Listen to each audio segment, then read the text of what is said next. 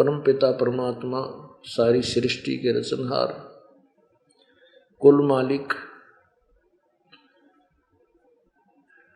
कबीर देव, कबीर परमेश्वर अपनी महिमा, अपने तत्व ज्ञान को समझाने के लिए, इस काल के ज्ञान को समझाने के लिए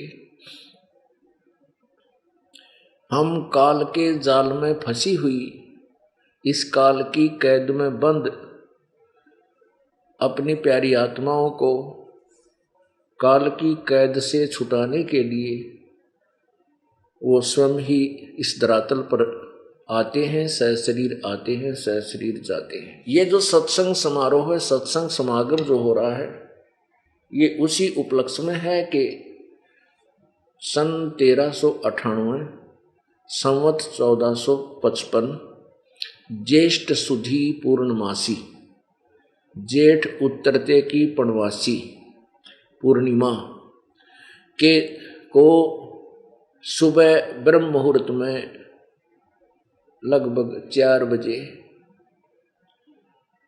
वो परमेश्वर सतलोक से आए और एक कमल के फूल के ऊपर नवजात शिशु का रूप धारण किया। उसको नीरू नीमा नाम के 2 मुसलमान दंपत्ति, यानी वो 2 पति पत्नी थे, वो उसको उठा ले गए और पुत्रवत उनकी परवरिश की।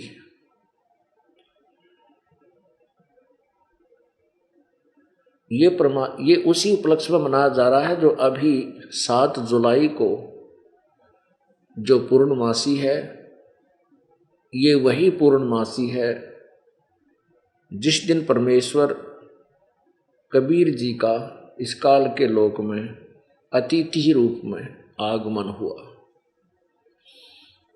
अतिथि का अर्थ होता है जिसके आने की तिथि यानी दिन पूर्व निर्धारित ना हो, अचानक आवे और फिर कुछ दिन रह करके चला जावे, मेहमान रूप में, एज ए गेस्ट। वो परमेश्वर एज ए गेस्ट आते हैं और कुछ दिन यहाँ रह कर चले जाते हैं। उसमें अपने तत्व ज्ञान को जो यथार्थ रूप में पेश कर चले जाते हैं। जो परमेश्वर का ज्ञान काल के द्वारा भ्रमित, काल के द्वारा भेजे गए दूतों द्वारा पूर्ण रूप से नष्ट कर दिया गया होता है, छुपा दिया गया होता है और असत्य और झूठ का जो है प्रचार कर दिया गया होता है। ये काल उन पुण्यात्माओं को जो कभी परमेश्वर कबीर जी की शरण में रह करके सत्य भक्ति करके भक्ति के धनी बन जाते हैं, उनको ये अपने गुड प्लेयर सेलेक्ट कर लेता है, उनको ये चुन लेता है, उन्हीं की कमाई से उनको इस काल के अपने जाल को, अपने अज्ञान को फैलाने के लिए भेज देता है जानबूझकर। इसको आपका प्रमाण देते हैं पुण्यात्मा। इस काल ने इतना भयंकर जाल फैला रखा है कि कबीर परमेश्वर की कृपा बिना युद्ध समझ में नहीं आ सकता। और कबीर परमेश्वर ही समर्थ शक्ति है, उसके सामने काल का कोई चारा नहीं चलता, कोई वश नहीं चलता। अन्यथा ब्रह्मा विष्णु महेश जैसे महापुरुषों को भी इसने चक्कर में डाल रखा है। ये समझ नहीं सकते कि हम क्या कर रहे हैं और क्यों ये सब हो रहा है। एक समय देवताओं और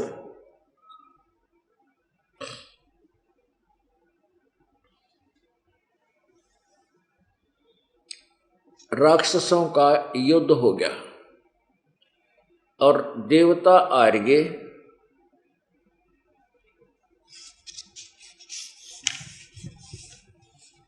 देवता हार गए राक्षसों से, क्योंकि दोनों ही वेदों अनुसार साधना करते थे, एक जैसी साधना थी। तो फिर देवताओं ने समुद्र के तट पर जाकर के साधना की, तपस्या की यानी बैटरी चार्ज करने गए। इन देख लो पुण्यात्माओं, अब वर्तमान में कलयुग में तो ये राजा और देश परमाणु बम बना करके अच्छे ये पैटर्न टैंक, ये टैंक आदि बना करके अच्छी बड़ी बढ़िया गन बना के एक दूसरे पर अटैक करते हैं, हारते और जीतते हैं उसी के आधार।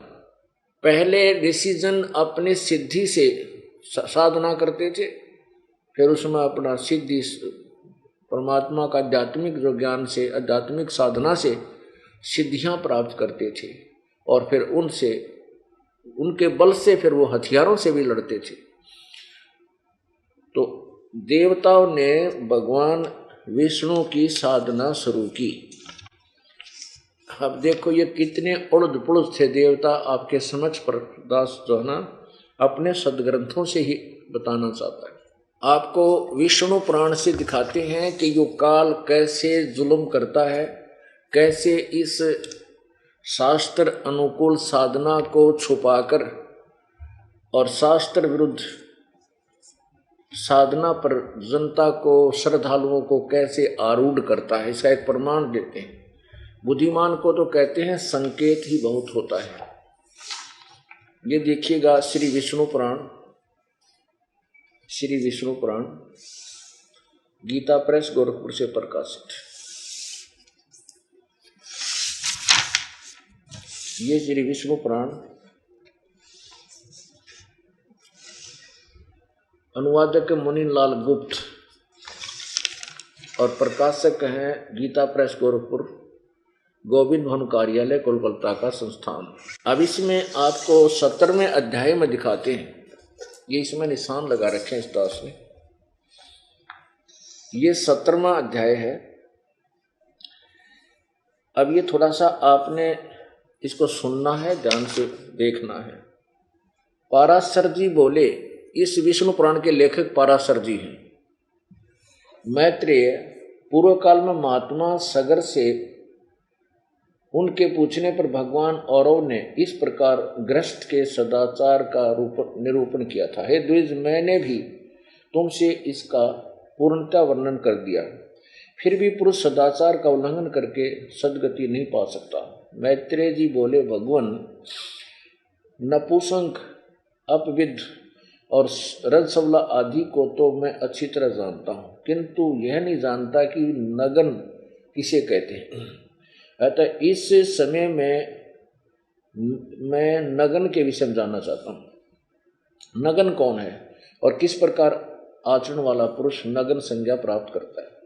ये धर्मात्माओं श्रेष्ठ, मैं आपके द्वारा नगन स्वरूप का यथार्थ वर्णन सुनना चाहता हूँ, क्योंकि आपको कोई भी बात अविदित नहीं है। पराशर जी बोले, हे दिवस, रख, श्याम और यजुर, यह वेद त्रयी वर्णों का आवरण रूप है। जो पुरुष मोह से इसका त्याग कर देता वही पापी नगन कहलाता है। जो इन वेदों की साधना को त्याग देता है, ये 3 वेद जो हैं विशेष साधना के यानी ज्ञान, परमात्मा ज्ञान के विषय में जानकारी देने वाले माने हैं, ऋग्वेद, सामवेद और यजुर्वेद।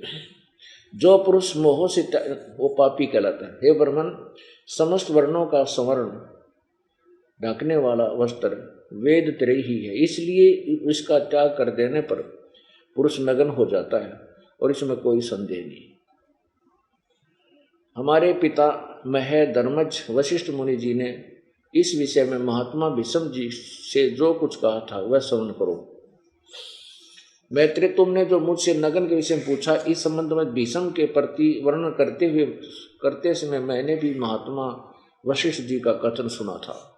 पूर्व काल में किसी समय 100 दिव्य वर्ष तक देवता और असुरों का परस्पर युद्ध हुआ। उसमें हराद परवर्ती दैत्यों द्वारा देवगण पराजित हुए। अतः देवगणों ने अक्षीर सागर के उत्तरी तट पर जाकर तपस्या की और भगवान विष्णु की आराधना के लिए उस समय इस सत्व का गान किया। अब देखिए इनकी ओल पचौड़ विचार है। अब कहते हैं उन्होंने भगवान विष्णु की स्तुति की, देवते राक्षसों से हार के और अक्षीर समुद्र के किनारे जाकर बैठकर लोक के साधना करने लगे और विष्णु की उपासना शुरू की। अब देखो विष्णु की उपासना में क्या क्या बोलते हैं ये वही अध्याय 17 तृतीय अंश और विष्णु पुराण पृष्ठ नंबर 216 और यहाँ अध्याय 17 का ये 11वां श्लोक। देवगण बोले, हम लोग लोकनाथ भगवान विष्णु की आराधना के लिए जिस वाणी का उच्चारण करते हैं उससे वे आदि पुरुष श्री विष्णु भगवान प्रसन्न हों। आगे देखना, आपके नाभि कमल से विश्व के उपकारार्थ प्रकट हुए जो आपका प्रथम रूप है, हे ईश्वर उस ब्रह्म स्वरूप को नमस्कार है। आगे देखो, हे पुरुषोत्तम आपका जो क्रूरता और माया से युक्त घोर तमोमय रूप है उस राक्षस रूप को नमस्कार है। अरे वाह, आप कहे तेरे तू राक्षस है, तेरे राक्षस रूप को हमें नमस्कार है, जो गीता में दिखाता है कि मैं सबको खाने के लिए आया हूँ, अर्जुन मैं काल हूँ, किसी को नहीं छोड़ूंगा, तू लड़ चाहे मत लड़। अब ने कहे उस तेरे राक्षस रूप को हमारा नमस्कार है। आगे देखो, जो कल्पांत में अनिवार्य रूप से समस्त भूतों माने प्राणियों का भक्षण कर जाता है, हे पुंडरीकाक्ष आपके उस काल रूप को नमस्कार है। आगे देखो 217 पृष्ठ, जो प्रलय काल में देवता आदि समस्त प्राणियों को सामान्य भाव से भक्षण करके नृत्य करता है उसके आपके उस रुद्र स्वरूप को नमस्कार है। अरे वाह, प्रलय काल में देवता और सारे प्राणियों ने खा जाता है और फिर नाचता है खुश होकर के, कहते तेरे उस रूप को नमस्कार है। अरे तरह गजब हुए, सांप की पूजा करें और फिर उस तो उन्होंने हमें बख्शिए, ये सांग था परमात्मा, ये बंदी छोड़, कैसी कृपा बख्शी आपने। ये काल के उपासना करते न, ये नहीं मेरा विष्णु कौन है। ये काल क्या करता है कि जैसे भी ऋषियों ने वेदों अनुसार ओम नाम का जाप किया, हठ योग से तप साधना की, तो किसी को तो ये विष्णु रूप में दर्शन दे देता है, अपने वास्तविक काल रूप में किसी को दर्शन नहीं देता किसी विधि से भी। ये किसी को विष्णु रूप में दर्शन देता है तो वो मान लेता है कि विष्णु जी जो ये काल का पुत्र है यही सर्वशक्तिमान है, वेदों की उपासना से इसने हमें दर्शन दे दिए। और किसी को शिव रूप में दर्शन दे देता है, किसी को ब्रह्मा रूप में दर्शन दे देता है। तो फिर ये सेट हो जाए कि ब्रह्मा विष्णु महेश जो ये रजगुण ब्रह्मा सतगुण विष्णु तमगुण जी ये ही परम शक्ति हैं, यही सर्वेश्वर है, यही मृत्युंजय है, कालज्ञ है, और यही साधना, ये साधना समाधि दशा में यही प्रत्यक्ष होते हैं। न्यो भूल बोलियां पड़ी। आगे देखना, पाराशर जी बोले हे मैत्रेय, शतोत्तर के समाप्त हो जाने पर देवताओं ने परमात्मा श्री हरि को हाथों में शंख चक्र गदा लिए हुए गरुड़ पर आरूढ़ हुए अपने सम्मुख विराजमान देखा। अब यो काल जो है विष्णु रूप धारण करके आ गया देवताओं को राजी प्रसन्न करने के लिए। अब 218 पृष्ठ पर देखिएगा, 17 आपने पढ़ लिया। उन्हें देखकर समस्त देवतागण प्रणाम करने के अनंतर उनसे कहा, हे नाथ प्रसन्न होइए और हम शरणागतों की दैत्यों से रक्षा कीजिए। हे परमेश्वर, हराद भरते दैत्यगण ने ब्रह्मा जी की आज्ञा का उल्लंघन कर हमारे और त्रिलोकी के यज्ञ भोगों का अपहरण कर लिया। यदि हम और वे सर्वभूत आप ही के अंशज हैं, तथापि अविद्यावश हम जगत को परस्पर भिन्न भिन्न देखते हैं। हमारे शत्रुगण अपने वर्ण धर्म का पालन करने वाले और वेद मार्ग अवलंबी और तपोनिष्ठ हैं, अतः वे हमसे नहीं मारे जा सकते। आय हाय, क्या है कि जो हमारे शत्रु हैं, जो राक्षस, वो भी वेदों अनुसार साधना करते हैं और हमारे से ज़्यादा तपस्या कर लेते हैं, अर्थात वो घनी बैटरी चार्ज कर लेते हैं, वो ज़्यादा परमाणु बम भर लेते हैं अपने अंदर, वो उनको हम मार नहीं सकते। दोनों देवता भी वेदों अनुसार साधना कर रहे थे और राक्षस भी वेदों अनुसार साधना करते। तो उसके उपरांत भी राक्षसों ने देवताओं को हरा दिया। अब इस जो ये दास निर्णय देना चाहता वो उसका निष्कर्ष निकलेगा जब देखियो क्या होगा।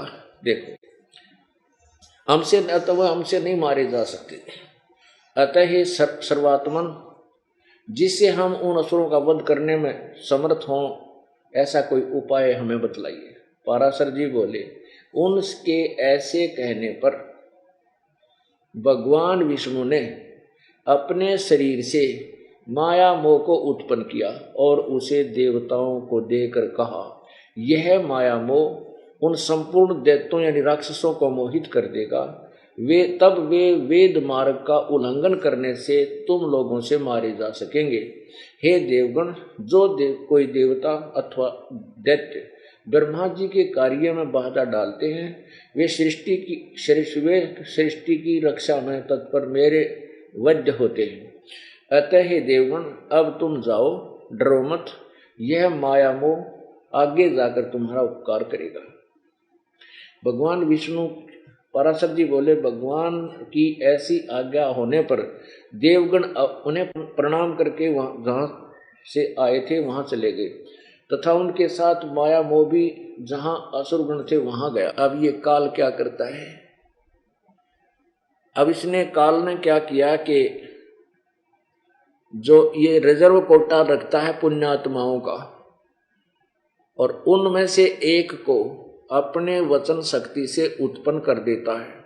ये तो वैसे जैसे इन्होंने लिखा है पराशर जी ने, लेकिन ये क्या करता है कि उनको जन्म देता है किसी माँ के माध्यम से, और फिर वो धीरे धीरे बड़ा होता है तो फिर उसके अंदर वो अज्ञान भर देता है और वो जाकर के फिर समाज में भोली आत्माओं में अब वेद के विरुद्ध व्याख्या करना प्रारंभ कर देता है और भोली आत्माओं को उल्टी सुल्टी जो ना ज्ञान सुनाकर शास्त्र अनुकूल साधना से वंचित कर देता है, जिसके कारण समस्त जगत परमात्मा से दूर होता चला जाता है, नास्तिक हो जाता है और संसार में हाय तौबा मच जाती है, यानी अशांति फैल जाती है। और काल चाहता है कि ये भक्ति ना करें और करें तो शास्त्र के विरुद्ध करें ताकि इनको कोई लाभ ना हो और भगवान से इनकी आस्था हट जाए, यहीं मेरे ही जाल में जन्मते और मरते रहें। और परमेश्वर कबीर जी आते हैं और वो चाहते हैं कि मेरे विषय में, मेरे भक्तों को, मेरे श्रद्धालुओं में परमात्मा की आस्था बनी रहे और जो अब ये भक्ति काल आया है इस समय तक ये परमात्मा की तरफ में लगे रहे। तो उसके लिए वो स्वयं भी आते हैं और सत्य साधना को फिर दे करके भगवान अपने अनेक चमत्कार करके जो अनहोनी भगवान क्या करता है वो करता है, तो श्रद्धालुओं में फिर पुनः परमात्मा की आस्था स्थापित करता है। अब ये काल ऐसे नाश करता जैसे अब वर्तमान में जितने नकली संत पंथ ये महर्षि भेजे कलयुग में, ये कति झूठे और कपटी हैं, कोई ज्ञान नहीं इनको, भक्ति मार अध्यात्म ज्ञान के ये कपटी हैं और टोटली शास्त्र के विरुद्ध और नरक में जाने की विधि बता रहे। अब देखना उन्हीं का प्रमाण। अब देवता भी अपने चले गए और माया मोह भी वहां चला गया जहां पर राक्षस लोग रहते थे। माया मोह बोला, हे दैत्य गणपति, कहिए आप लोग किस उद्देश्य से तपस्या कर रहे हैं? अब देवता भी तपस्या कर रहे थे तो वो माया मोह वहां पहुंच गया। आपको किस लौकिक फल की इच्छा है या पारलौकिक की? असुरगण बोले, हे महामते, हम लोगों ने पारलौकिक फल की कामना से तपस्या आरंभ की है, इस विषय में तुमको हमसे क्या कहना है? माया मोह बोला, यदि आप लोगों को मुक्ति की इच्छा है तो जैसा मैं कहता हूँ वैसा करो। आप लोग मुक्ति के खुले द्वार रूप इस धर्म का आदर कीजिए। यह धर्म मुक्ति में परम उपयोगी है, इससे श्रेष्ठ अन्य कोई धर्म नहीं है। इसका अनुष्ठान करने से आप लोग स्वर्ग अथवा मुक्ति जिसकी कामना करोगे प्राप्त कर लेंगे। आप सब लोग महाबलवान हैं, अतः इस धर्म का आदर कीजिए। पराशर जी बोले, इस प्रकार नाना प्रकार की युक्तियों से अतिरजित वाक्यों द्वारा माया मोह ने दैत्य गुणों को वैदिक मार्ग से भ्रष्ट कर दिया। यह धर्मयुक्त और यह धर्म विरुद्ध है, यह सत्य और यह असत्य है। हे द्विज, ऐसे अनेक प्रकार के अनंत वेदों को दिखलाकर और ज्ञानों, वेदों माने और ज्ञानों को दिखलाकर माया मोह ने उन दैत्यों को सब धर्म से गिरा दिया। माया मोह ने असुर गुणों को त्रिय धर्म से विमुख कर दिया, तीनों वेदों की साधना से दूर कर दिया। इस प्रकार थोड़े ही दिनों में दैत्य गण ने वेद तरह का प्राय त्याग कर दिया, यानी तीनों वेदों के आधार से साधना छोड़ दी। तदंतर जितेंद्रिय माया मोह ने रक्त वस्त्र धारण कर यानी लाल कपड़े पहनकर अनन्य असुरों के पास जाकर साधु रूप बना के उनसे मृदु अल्प और मधुर शब्दों में कहा, हे असुरगण, यदि तुम लोगों को स्वर्ग अथवा मोक्ष की इच्छा है तो पशु हिंसा आदि दुष्ट कर्मों को त्याग कर बोध प्राप्त करो।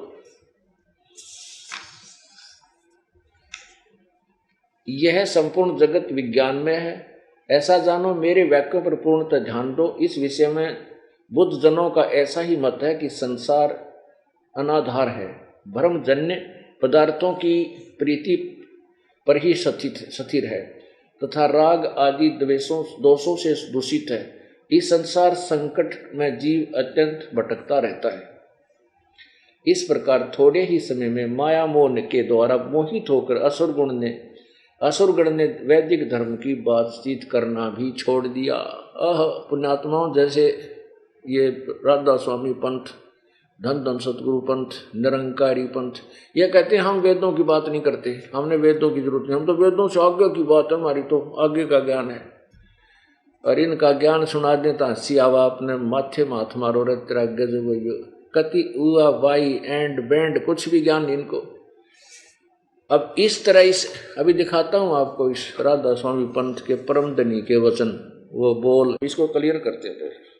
पाराशर जी बोले, इस प्रकार अनेक युक्तियों से माया मोह ने दैत्यों को विचलित कर दिया और जिससे उनमें से किसी की भी वेद त्रय में, जैसे रग श्याम और यजुर वेद आदि में रुचि नहीं रही। इस प्रकार दैत्यों के विपरीत मार्ग में प्रवृत्त हो जाने पर देवगुण खूब तैयारी करके उनके, यानी वो वेदोनुसार साधना करके तपस्या करके उनके पास युद्ध करने के लिए उपस्थित हुए।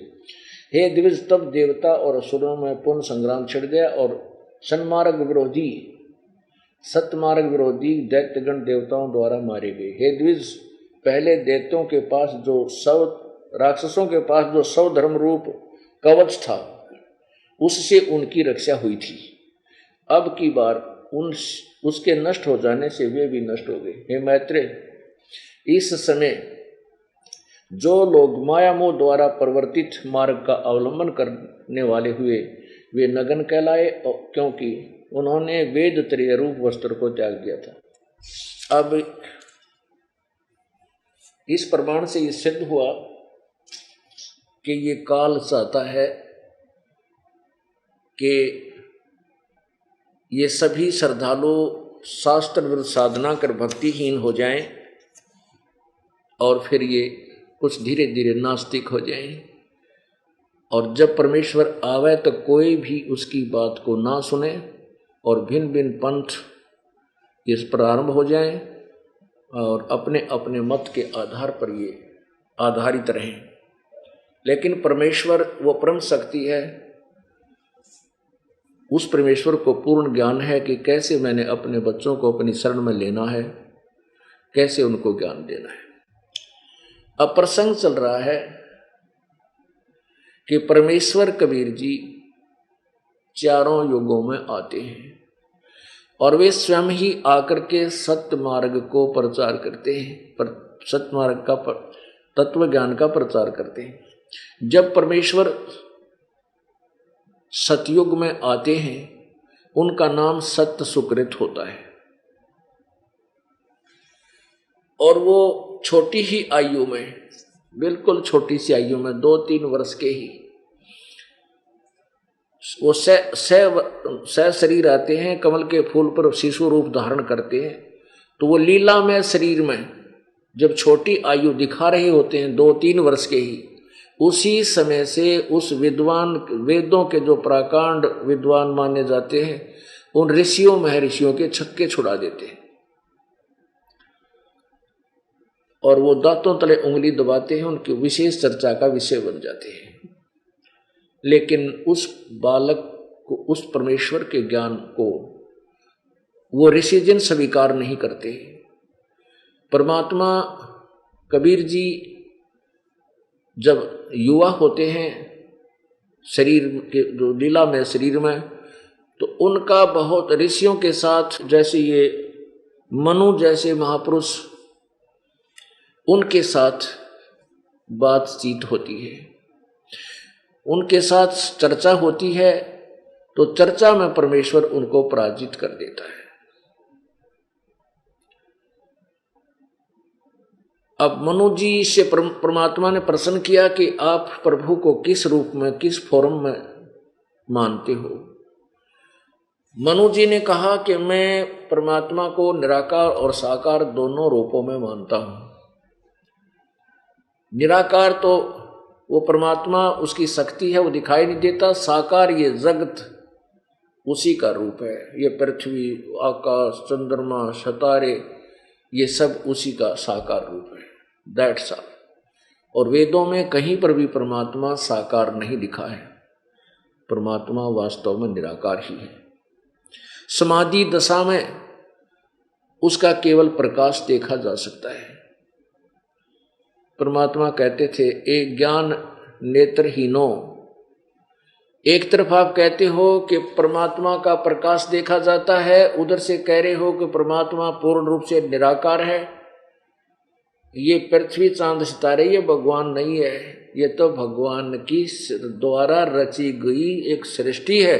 परमात्मा सृष्टा न्यारा है, तुम्हारी बुद्धि पर पत्थर पड़े हुए हैं। और बहुत अच्छी तरह चर्चा करते हैं, वेदों को बताते हैं कि यजुर्वेद अध्याय नंबर 5 के मंत्र नंबर 1 में लिखा है, अग्ने तनुषि विष्णुवे त्वा सोमस्य तनुरसि। वो परमात्मा सह शरीर है और उस परमेश्वर का, उस अमर पुरुष का सबके पालन धारण पोषण करने के लिए, यहाँ करके संभालने के लिए भी उस परमेश्वर का एक शरीर है। तो परमात्मा कहते हैं, कहा करते थे कि मैं ही वो परमेश्वर हूं और मैं ही दोनों स्थानों पर रहता हूं, ऊपर सचखंड सतलोक में, ऊपर के लोकों में भी मैं ही हूं और यहां भी मैं अपने यथार्थ ज्ञान को बताने के लिए आया हूं। अब परमात्मा यथार्थ ज्ञान कहते हैं, परमात्मा के परमेश्वर साकार है। और ऋषि जी कहते थे, ऋषियों ने सब आपस में जो अज्ञान फैला रखा था वो जैसे अभी तक है कि वो निराकार है। तो परमात्मा साकार बताते थे कि कबीर जी जो है साकार बताते थे अपना स्वरूप, और वो निराकार मानते थे। इसलिए परमात्मा कबीर जी का ज्ञान उन ऋषि महर्षियों के कति विपरीत था। तो कबीर जी को उस सत्सुकृत रूप में प्रगट, सत्सुकृत नाम से प्रगट परमेश्वर को वामदेव कहने लगे हुए, उनका व्यंग्यात्मक नाम वामदेव रख दिया। वाम का अर्थ होता है उल्टा ज्ञान देने वाला। जैसे दायां हाथ सीधा हाथ, बायां हाथ को उल्टा हाथ भी कहते हैं, बामा हाथ। तो बामा बाने उल्टा। तो परमात्मा को वामदेव कहने लगे, सत्सुकृत नाम छोड़ दिया। जैसे किसी का नाम बुंडा धर ले गांव में, बुंडा माने मतलब कुरूप, और वो चाहे कैसा भी हो, फिर उसने बुंडा क्या अगर पूरा गांव उसके ओरिजिनल नाम से अपरिचित हो जाते हैं। हमने खूब देखा गांव में, तो वो बुंडा क्या करें, और वो भी बुंडे नाम तो थोड़ा बोले, जल्दी बोले, क्योंकि वो परिपक्व नाम हो जाता उसका। तो ऐसे ही उस परमेश्वर का नाम वामदेव रख दिया। और वाम का अर्थ है दो, यानी ऊपर भी रह नीचे भी रह, कहते यू है वो वामदेव, ऊपर भी रहता है नीचे भी रहता है। यानी उस परमेश्वर के यथार्थ ज्ञान को स्वीकार किया नहीं, बकवाद करने लागे ये मनु जैसे अज्ञानी। अब पुण्यात्माओं, आपको थोड़ा सा झलक दिखाते हैं शिव पुराण में और वेद यजुर्वेद में उसी परमेश्वर का वामदेव जी का वर्णन। ये देखिएगा श्री शिव पुराण, गीता प्रेस गोरखपुर से प्रकाशित, और ये श्री शिव पुराण, संपादक हनुमान प्रसाद पोदार, प्रकाशक हैं मुद्रक गीता प्रेस गोरखपुर। इसके 606 पृष्ठ पे कैलाश संहिता, ऋषियों का सूत जी से तथा वामदेव जी का सकंद से प्रश्न, वर्णार्थ निरूपण के लिए अनुरोध। ऋषि बोले, महाभाग सूत जी, आप हमारे श्रेष्ठ गुरु हैं, अतः यदि आपका हम पर अनुग्रह है तो हम आपसे एक प्रश्न पूछते हैं। श्रद्धालु शिष्यों पर आप जैसे गुरुजन सदा स्नेह रखते हैं, इस बात को आपने इस समय हमें प्रत्यक्ष दिखा दिया है। मुने विराज होम के समय पहले आपने जो वामदेव का मत सूचित किया था, वामदेव का मत यानी वामदेव जी का के विचार, उसका पंथ, उसके द्वारा दिया गया ज्ञान, उसे हमने विस्तार पूर्वक नहीं सुना। अब हम बड़े आदर और श्रद्धा के साथ उसे सुनना चाहते हैं। कृपा सिंधु, आप प्रश्न पूर्वक उसका वर्णन करें। ऋषियों की यह बात सुनकर सूत जी बोले, अब बताने लगे। सूत जी बोले, तुम्हारा कल्याण हो, तुम सब लोग सदा सुखी रहो। महाभाग महात्माओं, तुम भगवान शिव के भगत व दृढ़तापूर्वक व्रत का पालन करने वाले हो, यह निश्चित रूप से जानकर ही मैं तुम लोगों के समक्ष इस विषय का प्रसन्नता पूर्वक वर्णन करता हूँ। ध्यान देकर सुनो। पूर्व काल में रथंतर कल्प में महामुनि वामदेव माता के गर्भ से बाहर निकलते ही शिवतव के ज्ञाताओं में सर्वश्रेष्ठ माने जाने लगे। वे वेदों, आगमों, पुराणों तथा अन्य सब शास्त्रों के भी तात्विक अर्थ को जानने वाले थे। अब देखो, आप कह रहे हैं कि वो वामदेव जो थे वो वेदों और सदग्रंथों के तात्विक यानी तत्वदर्शी थे। आगे देखो,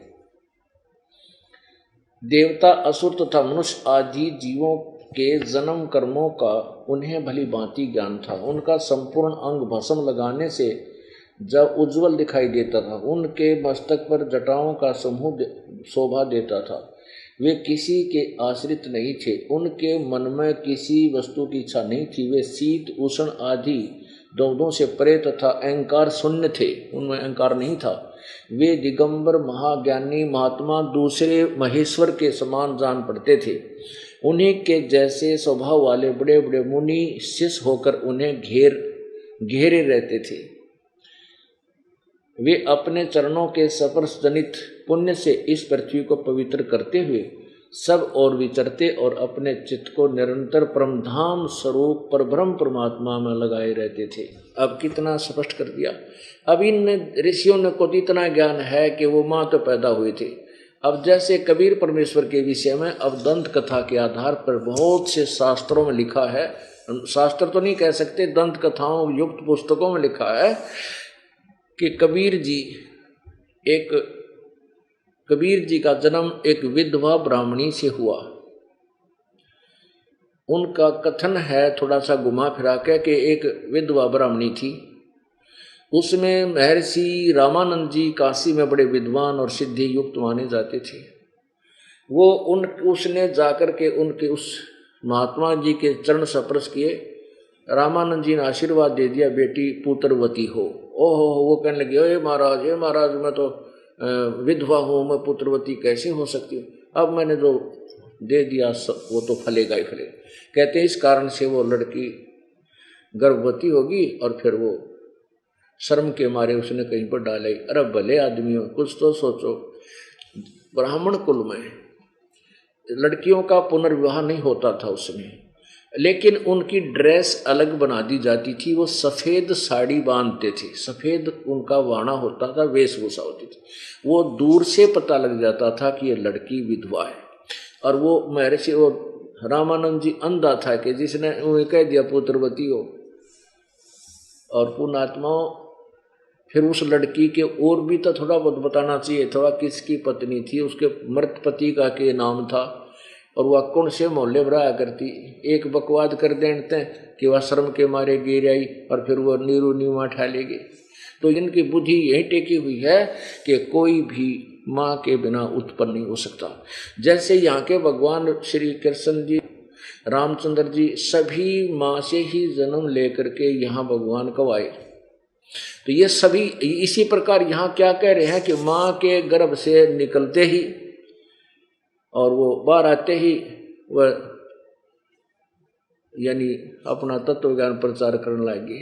तेरा भला हो, तब उठा के दिखाओ ना माँ के गर्भ, तो कोई भी तो दिखा दो, पैदा होते चल जाओ पैर। ये तो परमात्मा चले चलाए थे और माँ से पैदा नहीं हुए थे, छोटी ही आयु में 2-3 वर्ष के ही, क्योंकि लीला में शरीर को मालिक अपना दिखाते हुए आगे चलते, नहीं तो कोई ना माने नहीं सोचो जादूगर है, कोई उसमें सेवड़ा कहने लग जा और कोई उसको जो है ना भूत प्रेत मान कर उसके निकट भी ना जाते। भगवान कहते वो 1-2 चमत्कार तुरंत कर दें। तो इस प्रकार परमात्मा ने थोड़ी आत्माओं को विधिवत ही समझाना उचित समझा। अब क्या लिखा है,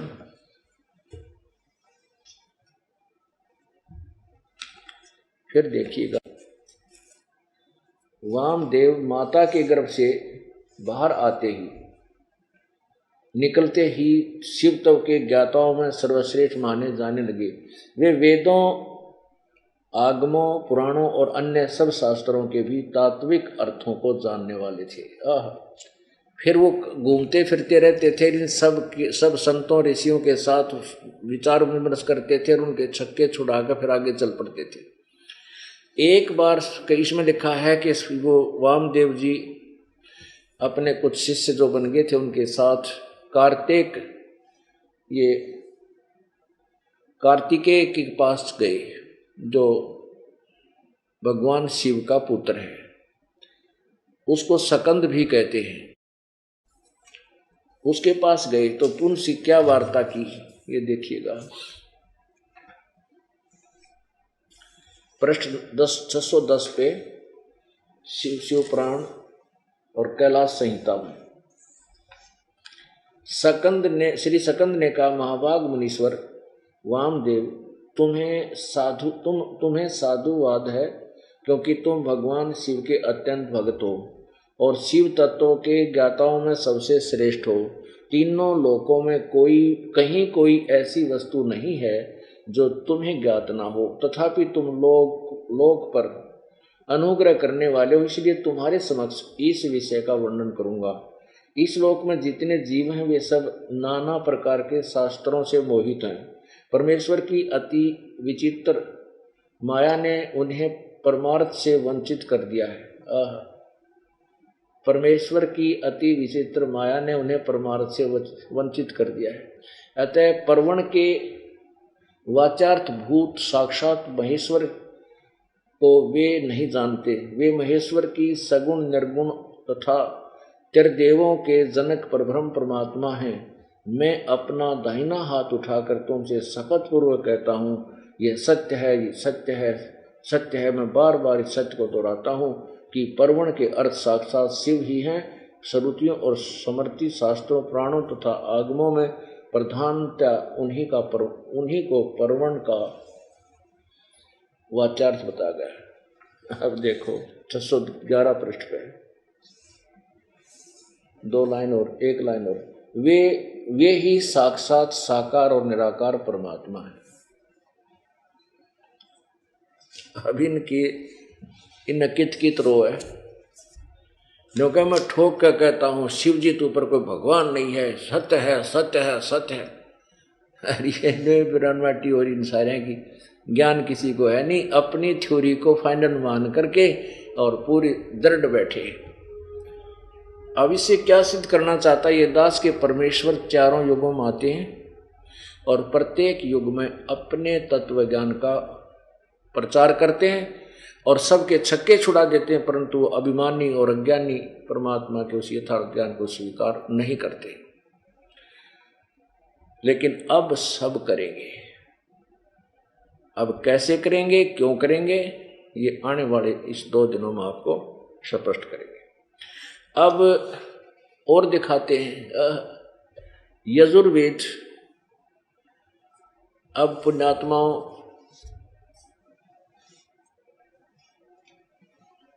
हमने इन ऋषि महर्षियों को बहुत उत्तम और बहुत ही विद्वान पुरुष मान रखा था। इनके द्वारा लिखी गई पुस्तकों को हम फाइनल मानते थे कि इन्होंने वेदों को जाना और समझा, सही लिखा है। महर्षि दयानंद, वैसे तो हम इसको महर्षि नहीं कह सकते क्योंकि हमें तो पता लग गया कि था, लेकिन इसका नाम महर्षि पक गया। एक व्यक्ति ने अपने बच्चे का नाम डीसी रख रखा था, डीसी, तो उसने डीसीए नाम से प्रसिद्ध होगी। और एक बेबे का नाम मेजर है। अब उसका नाम वास्तविक कुछ भी है पर उसका नाम मेजर धर रहे हैं, तो वह मेजर के नाम से प्रसिद्ध होगी। और मेजर में धर के में सैकोनी बात, एक सिंपल भक्तनी है। ऐसे ही आम इसने एक नाम धर लिया कि मैं ऋषि दयानंद। यो सिंपल आदमी था, इसका नाम है मैं ऋषि, पर यू मैं ऋषि में और ऋषि नहीं है। ये तो आप फाइनल समझ लेना और प्रमाणित कर दूंगा आपके समक्ष। अब इसने के थ्योरी बता रखी है आपके सामने। इसके 4 सिद्धांत तो फेल कर दिए। एक तो ये कि परमात्मा एक है, ईश्वर एक है, अनेक नहीं। ब्रह्म एक है, अनेक नहीं। और ये स्वयं ही 7वें समोल्लास में प्रथम तो ये पहले स्टार्ट में तो ये कहता है कि ब्रह्म एक ही है, अनेक है नहीं, वेदों में कहीं नहीं लिखा। और फिर 151 पृष्ठ पे बोलता है, 154 पृष्ठ पे प्रश्नकर्ता कहता है कि परमात्मा साकार है व निराकार। तो स्वामी जी उत्तर देते हैं, महर्षि जी उत्तर देते हैं कि वो निराकार। 155 पर प्रसंग आता है कि परमात्मा क्या अपने साधक के पाप नाश कर देता है? स्वामी जी उत्तर देते हैं, महर्षि जी उत्तर देते हैं कि नहीं, पाप नाश नहीं करता। परमात्मा की साधना उपासना से पाप नाश नहीं होते, पाप अक्षमा नहीं होते। तो प्रश्नकर्ता कहता है कि उसका लाभ क्या होता है? फिर भगवान की स्तुति किस लिए करें जब पाप नहीं कटे? पुण्यात्माओं, जैसे कोई कहे कि क्या औषधि खाने से रोग कट जाएगा? उत्तर मिले कि नहीं, औषधि से रोग नहीं कटता। तो और क्या होता है कि पहलवान बन जाएगा? अरे तेरा गजब, क्या वो वैद्य है जो ये कहे कि औषधि से रोग नहीं कटेगा? कोई कहे कि साबुन लगाने से क्या कपड़े का मैल छूट जाएगा? क्या साबुन कपड़े का मैल छुड़वा देगा? उत्तर मिले कि नहीं, साबुन कपड़े का मैल नहीं छुड़वाता, वो कपड़े को मजबूत कर देता है। तो क्या उस व्यक्ति ने कभी अपने जीवन में साबुन देखा या प्रयोग किया? कभी नहीं। ऐसा सिद्धांत था इस महर्षि, कथित महर्षि दयानंद का। और इसने एक सिद्धांत और बताया। किसी ने प्रश्न किया कि सबसे पहले इन 4 वेदों को का ज्ञान किसको हुआ? स्वामी जी ने लिखा कि 4 ऋषियों को। उन ऋषियों के नाम बताए हैं कि यानी आदित्य, वायु, अग्नि और अंगिरा।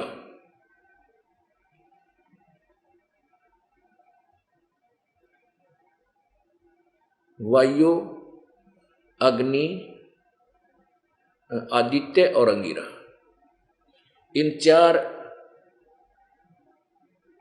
ऋषियों को सबसे पहले वेद प्राप्त हुए। उससे पहले वेदों ने किसी को ज्ञान नहीं था। उन 4 से ही आगे ब्रह्मा ने वेदों को ग्रहण किया और ब्रह्मा से फिर आगे ऋषियों ने पढ़ा। यह थ्योरी अब आप पर फेल कर रहे हैं।